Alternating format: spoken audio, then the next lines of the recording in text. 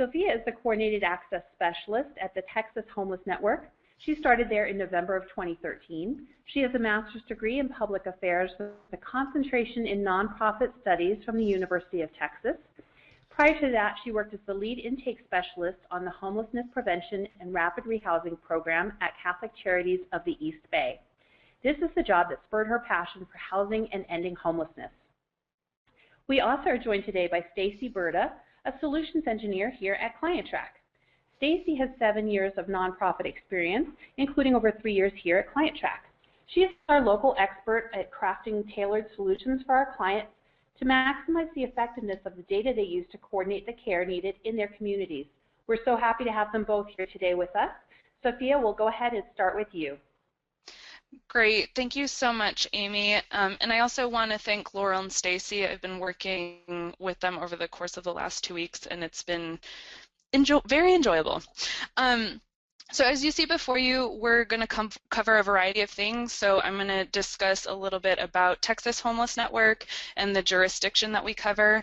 I'll do an overview of coordinated assessment, and then I'll share with you some lessons that I've learned over the course of my last, I think, 1.5 to 2 years on this job.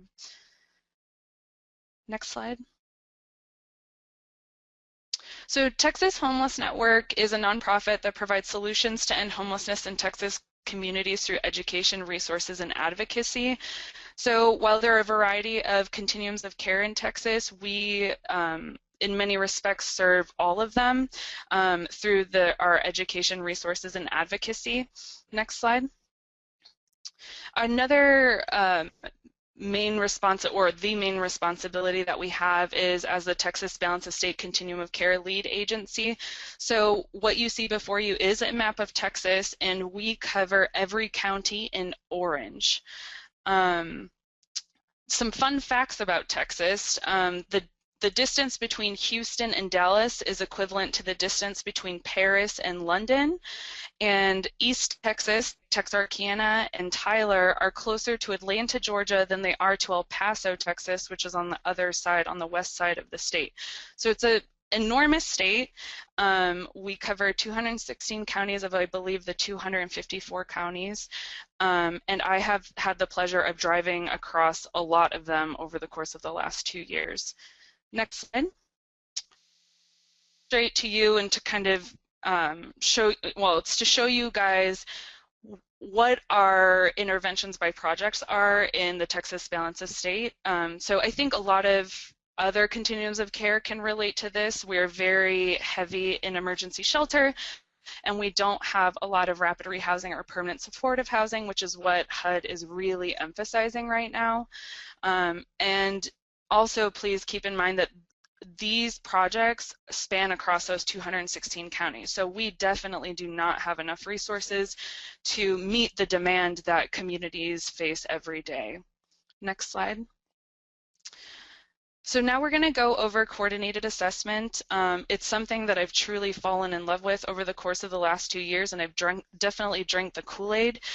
So I'm looking forward to covering all of this with you.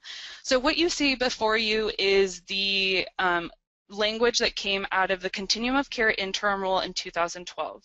So this is kind of the baseline qualities that each coordinated assessment implementation must have. So, you know, coordinated assessment is a centralized or coordinated process designed to coordinate program participant intake, coordinate assessment, and coordinate the provision of referrals.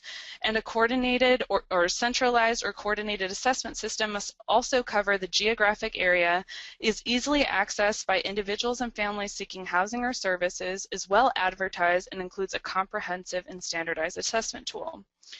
If you've seen resources that HUD has released about coordinated assessment, you'll know that they refer to the coordinated program participant intake, coordinated assessment, and coordinate the provision of referrals as the 3 A's, also known as access, assess, and assign. In the Balance of State Continuum of Care, we've added a 4th A, so we have access, assess, assign, and accountability. And this is what we've discovered is a really easy way to describe kind of the core tenets of what a coordinated assessment system needs to have. And what you guys may also notice is that this language is really vague.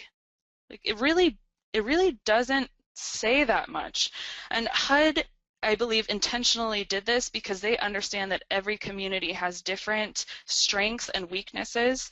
And so if they made a mandate that was very specific, it would be a very difficult process to implement. So in essence, what this is doing is it is mandating systems change. It's changing how we do things. And I'll cover this with a couple of examples in the next couple of slides.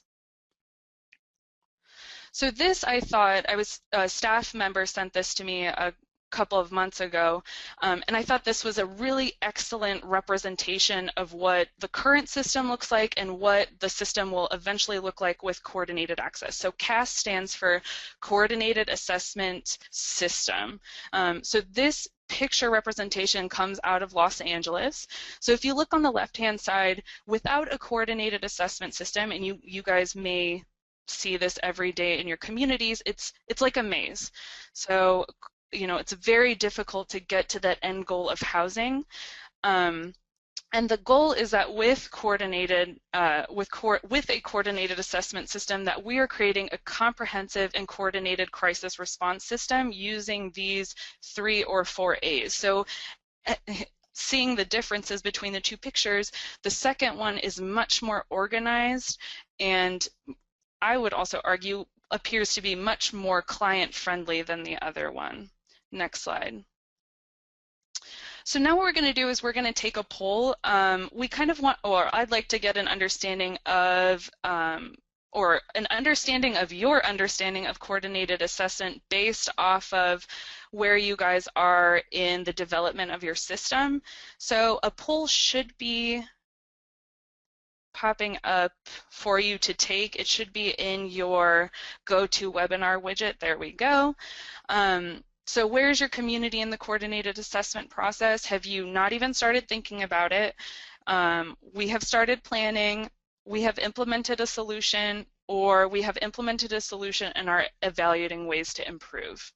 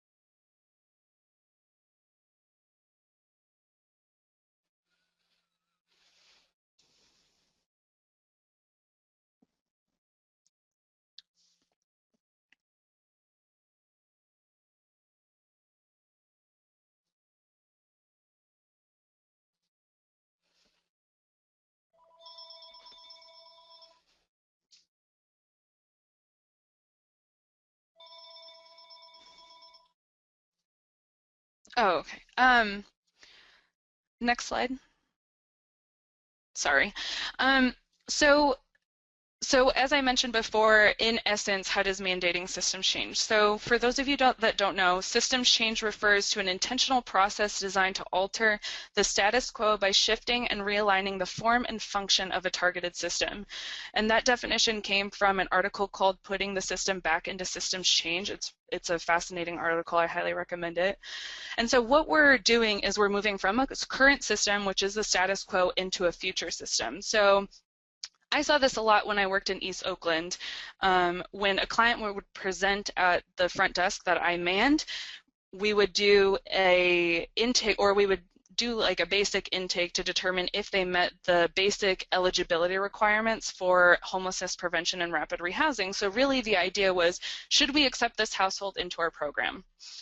So it's a very program-centric model. It's first come, first serve. If you're lucky enough to present on a specific day when a case manager has an opening and you meet those basic eligibility requirements, you would get put on their caseload. There are unique forms and assessment processes for each organization. A relatively disorganized referral process that doesn't necessarily ensure a match between need and service received. And I would do this a lot.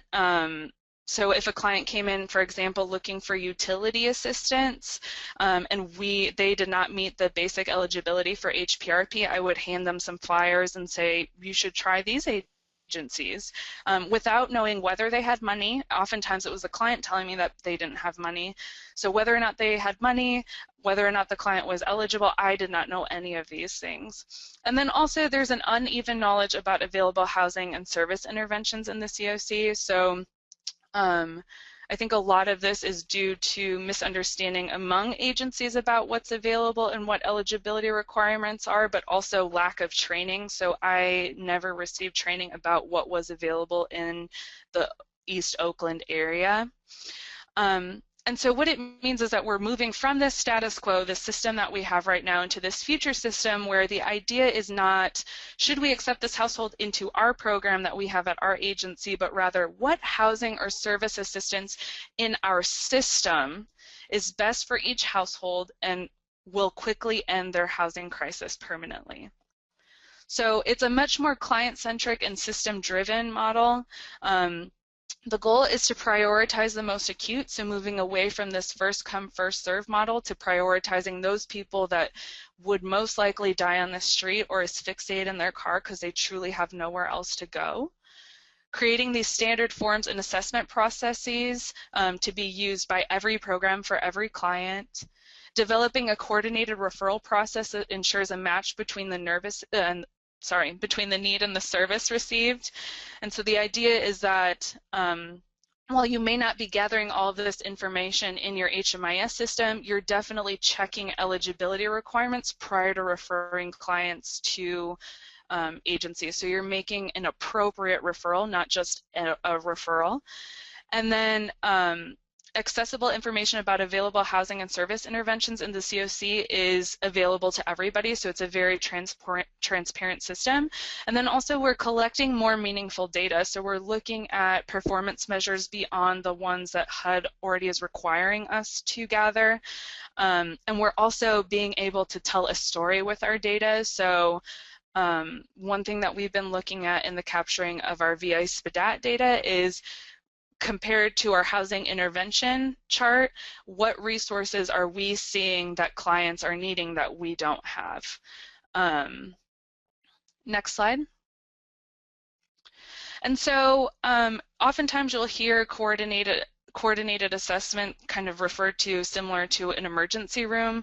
So I was actually going through the slides this morning and thinking over this. So it's very much in regards to access, people know where to access the emergency room. It's very clear. When clients enter the emergency room, they're assessed by a front desk. Well, they're assessed to determine what their level of need is. And then what happens next is what's really fascinating and really important to keep in mind is if somebody, for example, comes in with a cut on their finger, we are not trying to treat them for a broken leg that they don't have. So we're only prescribing what someone needs. And also we're prioritizing the most acute in emergency rooms. So if I've been there an hour already and I have, a deep cut on my hand, but somebody comes in just now with, experiencing a heart attack, they will get prioritized before I do. And so it's keeping in mind, much like an emergency room, needing to prioritize those people that are most acute in your system. Next slide. And so this is a simplification of kind of what coordinated assessment looks like. So as you can see on the left-hand side, you have two pools. You have two pools of people, those that are currently experiencing homelessness and those who are at risk of homelessness, so they have not yet become homeless. So they go through this green box right there that is the access, the assessment, and the assignment piece, and they are matched to the appropriate interventions based off of what exists in the community. And what we don't have here, what we should have here, is if that's not available, then after attempting diversion of some kind, we are referring them to emergency shelters. So we know that our beds in the emergency shelter are being used by people who truly do not have any other options. Next slide. So why did HUD mandate this? So they didn't just mandate it because they thought it was a good idea. They mandated it because there were 4 years of evidence from homelessness prevention and rapid rehousing. A lot of communities have seen improvements in as little as 1 year. I'm constantly amazed when I get the Corporation for Supportive Housing, or CSH, webinars to hear about what Houston's doing. I think a few months after they had implemented their system, they already were very quickly moving people into PSH. So if you get all your ducks in a row, you will see very quick improvements. The system can help end chronic homelessness due to the unclogging of the system. So I think what we see in a lot of communities is we have very long stays in emergency shelters because we truly do not have other interventions. And so, you know, for example, we have a lot of potentially chronically homeless individuals using these beds who would probably be most appropriate for permanent supportive housing. So by having permanent supportive housing available, we can move chronically homeless people directly into PSH instead of having them in emergency shelter first. And then also implementing the system, it helps with reducing the rates of return to homelessness because the intention is that you're matching people with that appropriate intervention that they needed from the beginning. Next slide. So coordinated assessment in the Texas Balance of State, it's been a very interesting process over the last 2 years. I've learned a lot. It's really tested my strengths, and I've really enjoyed this process. Next slide. So without the coordinated assessment system, we truly look like this. I mean, I have traveled to 7 of our pilot communities, and when I show them this slide and I talk about it and I talk about my experience in East Oakland, I see a lot of head nodding. I see a lot of agreement. So I am comfortable and confident in saying that this is what we see in a lot of communities in the balance of state. Next slide. And so what we have been doing over the course of the last several years in the development of a coordinated assessment system. So in 2012, when the COC interim rule came out, and then also in 2011, the ESG interim rule came out that required that continuums of care or ESG funded programs participate in a coordinated assessment system set up by the COC. So when that came out, we kind of started thinking about the process.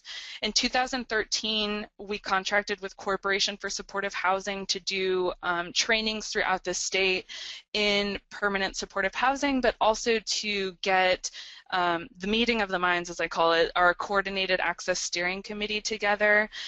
They also visited potential pilot communities for the development of our coordinated assessment system. In 2014, we were lucky enough to get granted with money from the Texas Department of Housing and Community Affairs, which essentially paid for my position to come in and really get on the ground and hit the ground running. We originally started with I believe it was 12 pilot communities, but due to a variety of factors, we had to reduce it to 7. And the original intention with the grant is that every couple of months we had to roll out in 4 additional communities, and very quickly I spoke with my boss and told them that that was completely unrealistic due to the level of work this process takes, and so we had to reduce the number to just 7, and it's been going really great. So since 2014, I traveled nonstop last year, and then we also started working extensively with ClientTrack to build out our system, and we started our rollout of gathering coordinated assessment results in ClientTrack last month in 3 communities, and so it's been going really well. So as you can see, we have Sonic the Hedgehog who, we have this long process that's moving us towards this ideal goal of the coordinated assessment system. Next slide. So kind of what the next steps are. So as you can see,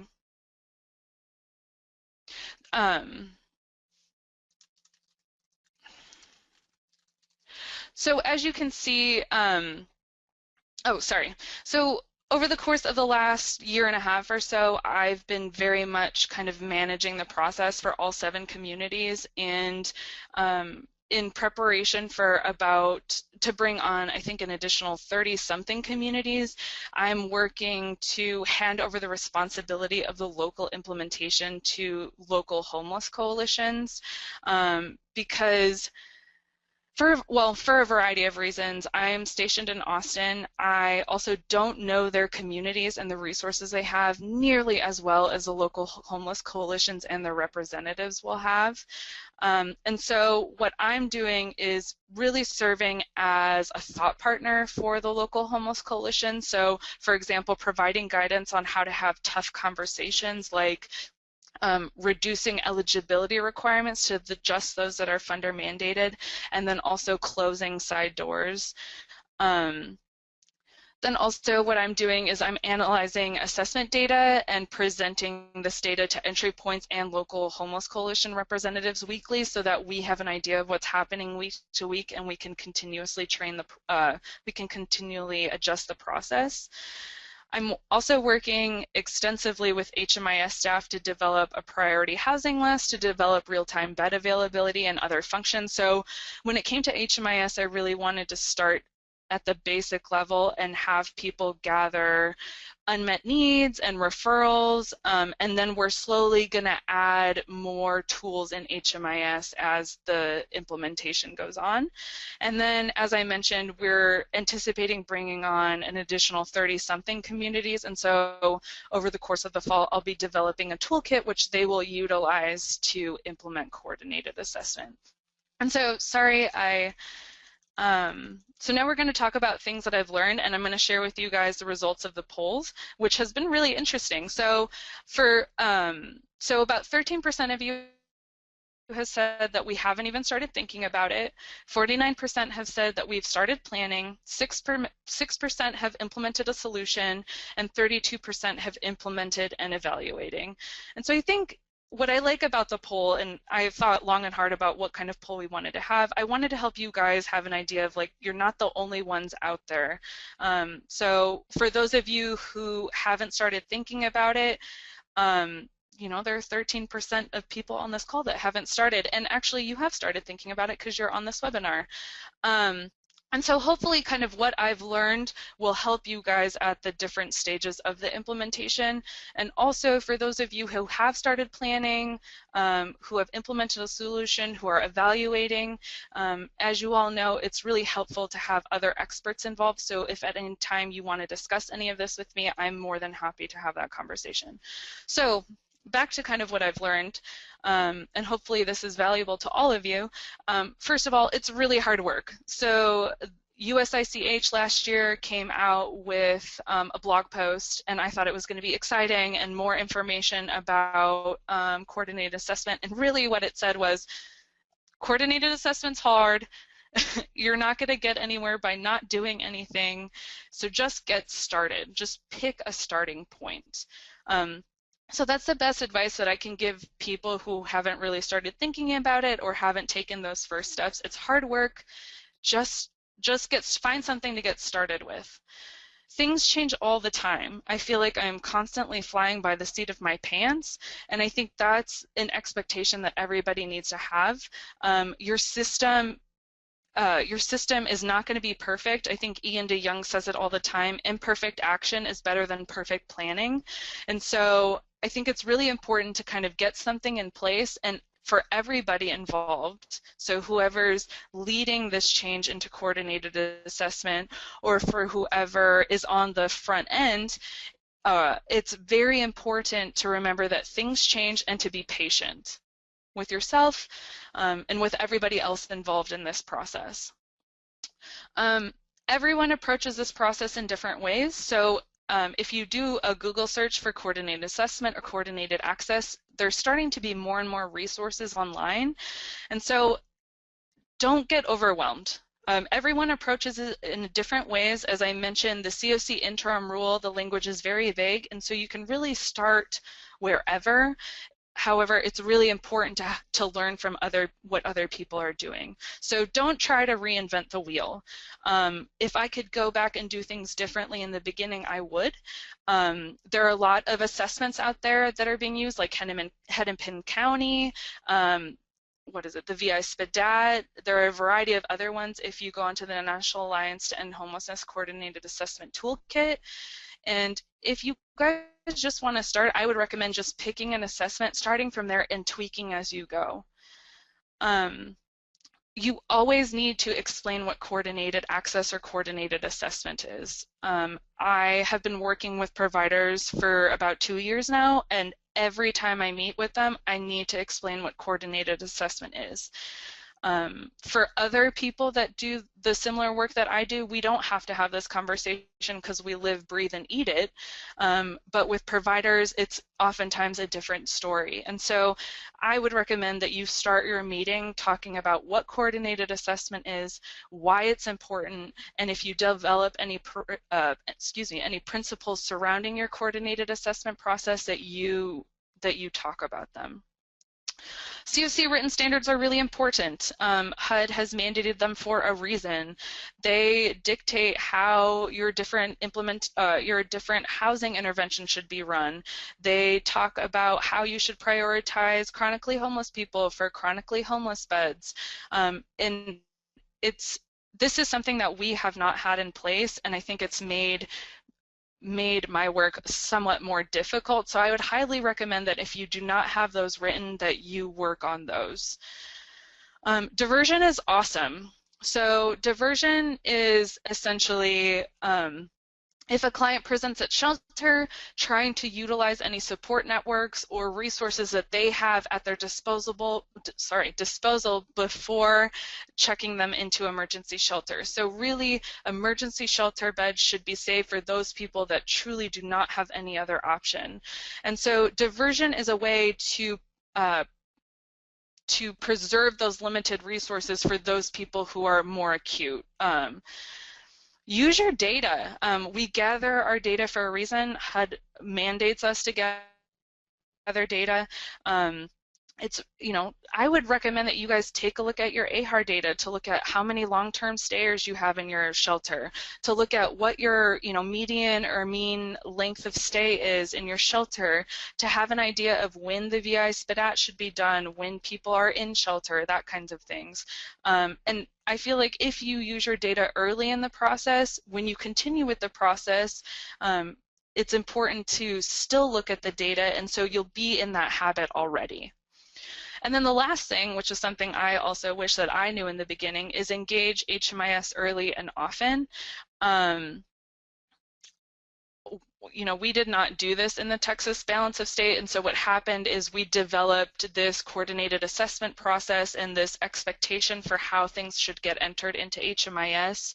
And then when we did engage with ClientTrack, found out that a lot of our goals were unattainable for a variety of reasons. And so I would recommend that you engage your HMIS team often and early, and that you also try to engage ClientTrack as well.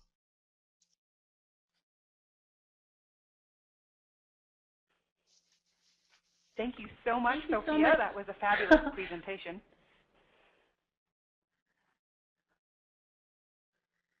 We are going to go ahead and jump into a demonstration of Texas Homeless Network's coordinated assessment process that they use today, so that you can get a sample of what they get to utilize and have built to date.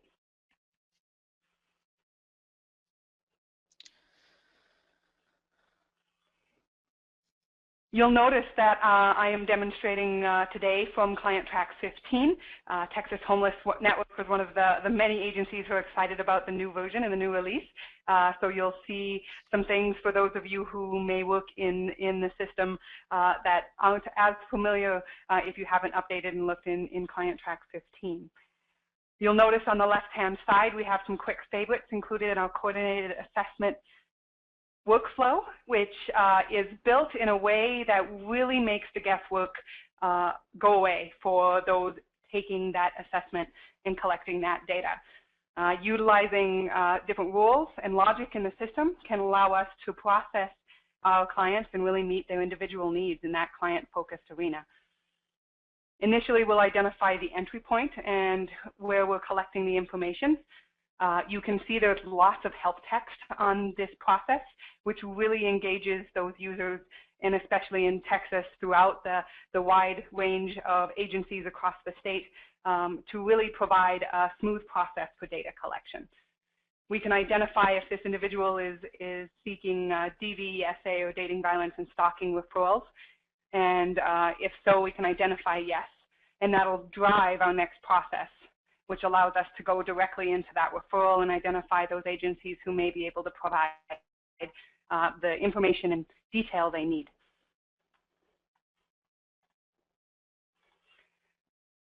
By identifying the providers that provide that service, you get a clean list of individuals to refer to and allow you to identify and record that referral and direct them to that provider that really can get the assistance they need.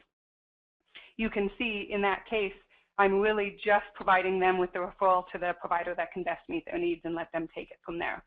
However, if I come back and start again, and we are not providing those DV referrals, it'll allow us to take the next step in this process and collect additional information.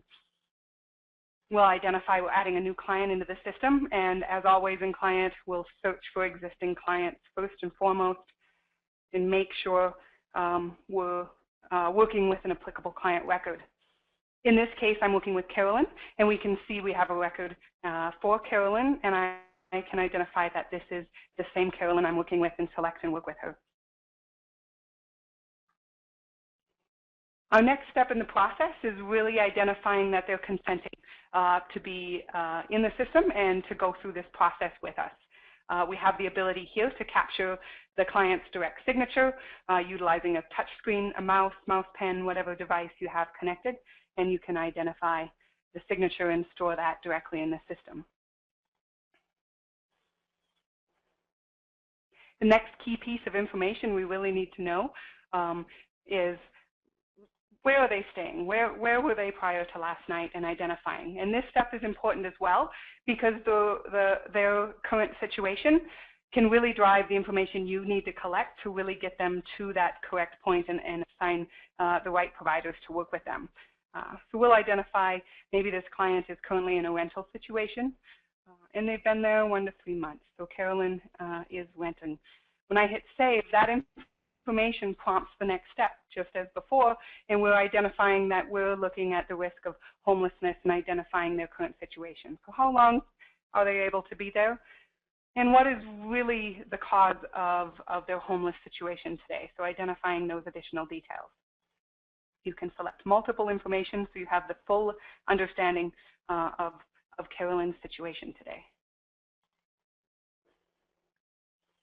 You can see that based on those steps, we're also taking a look at that very important diversion step, and can we connect Carolyn to family, friends, and other resources that can help her? And if so, we can hit yes and identify where they'll be staying, link them to those individuals, so maybe they're going to stay with some family members in the short term. Or maybe we have not identified an alternate and identify, is there some assistance that we can provide to help keep them in that housing situation? And if so, what assistance is going to help and how can you direct that process? So identifying that financial assistance can help. So maybe Carolyn was laid off and is behind on her rent. She just started back at work, and if she can just pay that back to rent, we're able to keep her in her housing and keep her in a good place. So you can identify those situations and those details. Now I'm going to take a step back because I want to make sure and walk through some other scenarios with you and show you really that capability to take a look at the different steps that can be gone through. Hold on 1 second. I'm going to finish out this process and start again. We'll talk through unmet needs and referrals in just a moment.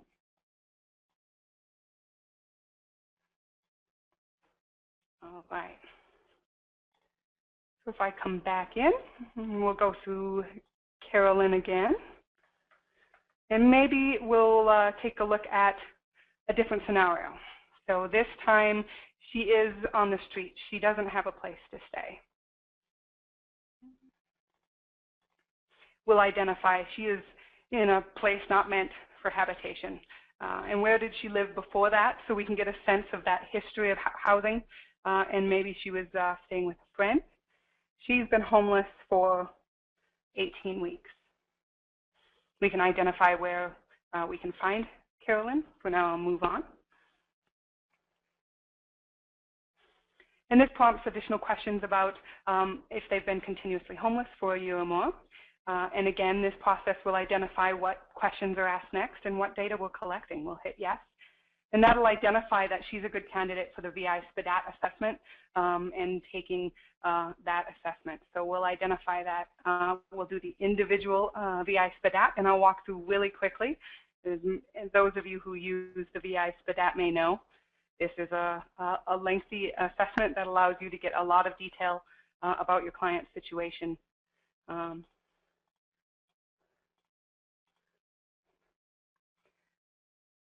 Great.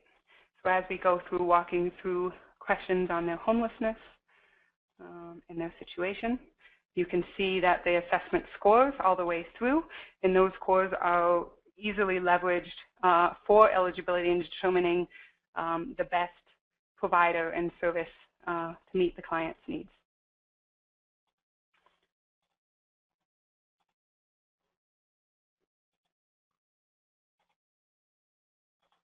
At the bottom, you can see the scoring section and how Carolyn scored for each section and information, as well as their total pre-screening total.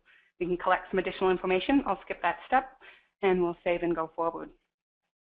You can also see, we can see a history. So if Carolyn has gone through a VI SPDAT previously, and I have access to that information, I can see if her score has changed and see any additional information that may be helpful.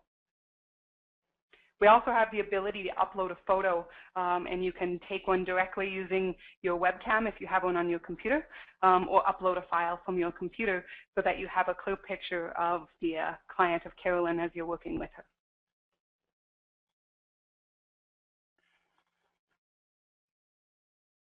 Excellent. Our next step really takes into account that VI SPDAT and the information that we've collected, and allows us to identify if Carolyn is eligible for a particular program. So we can see she has passed the permanent supportive housing, and the VI SPDAT total score is 10 or higher, and she is recommended to access that permanent supportive housing. I can now make a referral directly to a provider providing that service, and allow them to connect and get the service that best suits her needs.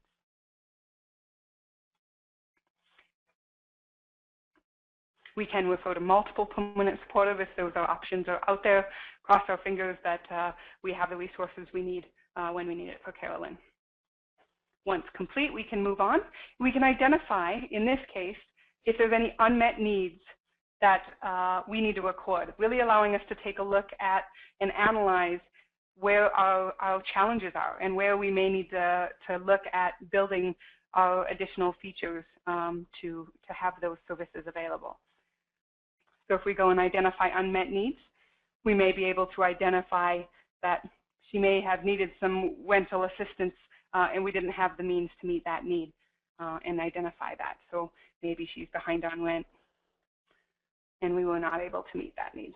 And that really gives you that clear picture of where systems can be modified and changed to meet those needs. We now have the ability to really refer to any other agencies to meet any other needs as well, allowing us to really take a look at those additional needs. And maybe we're providing some case management and provide multiple referrals within a single step and record those information. Again, looking at those providers who just provide the service that is specifically needed by that client.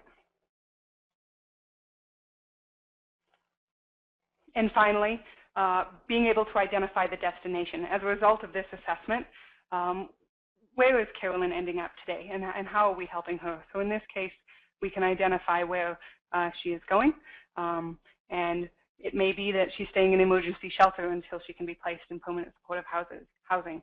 She may have been able to complete an intake process and move in. We can save that information, and we have effectively completed the assessment process for Carolyn. As we continue to work with clients and do these assessments, as Sophia mentioned, the ability to analyze your data frequently, often, early and often, as she mentioned, is the next step, and really taking a look at what that means. So if we go and take a look at a couple of features that can really aid us in seeing that data, using that data on a regular basis to really take those next steps. You can see one thing Texas Homeless Network is using is a dashboard that specifically takes a look at those assessments and the information that's coming out. So how many referrals have been provided based on the service that they needed? How many clients have been assessed? How many clients have been diverted?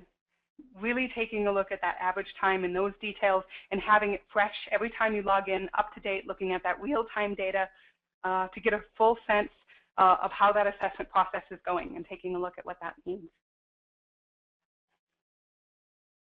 As mentioned, prioritization is a key feature that many agencies look at their unique communities' prioritization needs. And in ClientTrack 15, I've menued up as a favorite, which is a new feature in ClientTrack 15, my VI SPDAT prioritization list, which allows me to take a look at everyone who's completed that VI SPDAT and identified based on the recommended intervention. We can see who is the highest score, who needs the most assistance based on that assessment, and really take a look and prioritize those. Oftentimes, screens and prioritization lists include additional information based on those priorities of your community.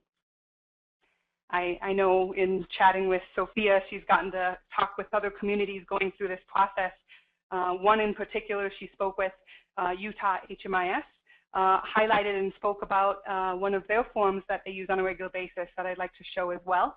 And this is something that Texas Homeless Network is considering building out to really meet their community's needs as well.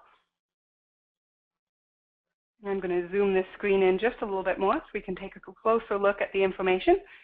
But again, this is really taking a look at those VI SPDAT scores as well as additional information. This is done on a search form in ClientTrack, which really is a reporting tool that can be very flexible to meet your needs. As you can see, we're looking at a status based on their assessment process and where they are in the process. We're looking at pre-screened individuals, but we could take a look at those who've completed a full SPDAT or they're in the process of being placed, or any other status in the process. This allows you to really take a look at not only those VI SPDAT scores, but pull in that detail that really helps you prioritize. Are they chronically homeless? Are they youth? What's their family size? What other barriers and situations do they have to really help you connect to that individual and select that client, complete that next step, and complete that SPDAT directly from that, as well as edit the status of where they are today and manage that prioritization list in the system. So those are fabulous tools to help you continue the process and manage those cases. Another feature I'll talk through really briefly is ClientTrack's other reporting tools and utilizing Data Explorer to really get in and analyze that data. We'll go ahead and go to Reports and Data Explorer. Data Explorer is an ad hoc reporting tool that allows you to dive in and really analyze the data how you need to based on the data you have access to. I know Sophia mentioned in our conversations using this tool a lot in this initial phase as they're collecting data in HMIS to really take a look at even some of the basic things and start analyzing that information. So we can start out taking a look at the coordinated intake data. And maybe we want to start out probably as as Sophia did, and start taking a look at how many assessments are even being completed. As you're not directly right there, you can identify a count of assessments that are completed based on the community assessing them. Basic search allows us to identify how many assessments have been completed within a given area. Again, this is a demo site and a training site, so this isn't actual data, but give you a sense of pulling that information and taking a look at what that looks like. And we can drill down and take it a little deeper. Maybe we want to really take a look at those unmet needs. So we have some additional information that we can link to. So we can link to specific clients and pull in specific information about those clients as well. So maybe we want to identify, of those being assessed, how many clients are in a specific zip code per se, or are a specific gender. Let's go with that. And in this case, we then get a count based on each community that's provided those assessments, and say within Corpus Christi, we've had 3 females, we've had 1 transgender, and 1 doesn't know. So really gives you that flexibility to take a look at the data, and you can include filters to identify additional features and pull that information. So I'm going to take away our distinct count and pull in some additional information. So I want to know, when they're first-time homeless, how many days they may have remaining in a situation, and if assistance will help. And this will allow me to get a row for each assessment that's completed and really take a look at that information more in depth. And then allow me to visualize and take that another level and start looking at that chart and the way that falls. So we maybe want to look at the assessments, and we want to know, of those, how many will assistance benefit the person.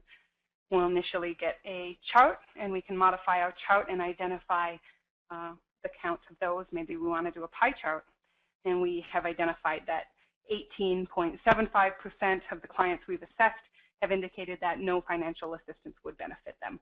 However, 11.46% have. So that gives us some information and allow us to take that information and make modifications to our process, or identify that those needs are being met and how we can move forward. ClientTrack has worked with many communities and enjoys partnering with communities to identify solutions to track in a coordinated way and really assess and meet those client needs as effectively as possible. Thank you for watching our demo today. Thank you so much, Stacy. We've actually had a chance during the webinar to actually answer most of the questions that have come in. Thank you both to Sophia and Stacy for being able to address those.